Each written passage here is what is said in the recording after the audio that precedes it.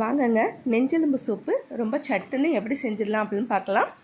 நான் அதுக்கு ஆட்டோட நெஞ்செலும்பு எடுத்திருக்கேங்க. இது வந்து வயிற்றுக்குழி நான் எப்போவுமே சூப் வைக்கும்போது வாங்கி சேர்த்துருவேங்க. இது சாப்பிட்றதுனால வயிற்றில் இருக்க புண்ணு ஆறும், ரொம்ப நல்லது உடம்புக்கு.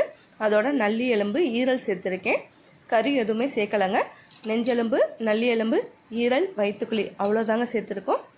வாங்க எப்படி சட்டுன்னு வைக்கலான்னு பார்க்கலாம். இது நல்லா அலசி எடுத்துக்கோங்க. ஒரு அரை ஸ்பூன் அளவு மஞ்சள்தூள் சேர்த்துக்கோங்க. கொஞ்சமாக சோம்பு சேர்த்துக்கோங்க.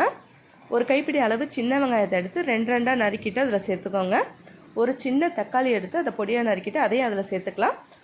ஒரே ஒரு பச்சை மிளகாய் எடுத்து லைட்டாக கீறிட்டு சேர்த்துக்கோங்க. இதில் காரம் ரொம்ப இருக்காதுங்க. இது குழந்தைங்களுக்கு கொடுக்குறதுக்கு ரொம்ப நல்லாயிருக்கும்.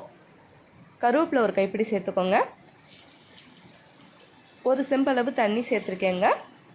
கறி வெந்தவுடனே அதுலேருந்து கொஞ்சம் தண்ணி வரும். அதனால் இதுவே போதுமான அளவில் இருக்குங்க. நல்லா கலந்து விட்டுறலாம். இதை 8லேருந்து 10 விசில் வச்சுக்கலாம். அந்த எலும்பு வேகிற அளவுக்கு வச்சா போதும். எனக்கு 8லேருந்து 10 விசில் வச்சா கரெக்டாக இருக்குங்க.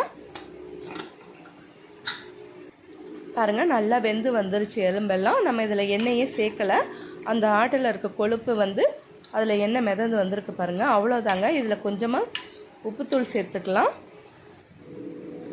அவ்வளோதாங்க, சட்டுன்னு ஒரு எலும்பு சூப் ரெடி ஆயிடுச்சு. இது சாப்பிட ரொம்ப டேஸ்ட்டாக இருக்குங்க. லேசாக மிளகுத்தூள் சேர்த்துக்கலாம். அதில் கொஞ்சமாக மல்லித்தலை சேர்த்துக்கலாங்க. சளி இருக்க நேரத்தில் இந்த மாதிரி செஞ்சு கொடுத்தீங்கன்னா ரொம்ப சூப்பராக இருக்கும்.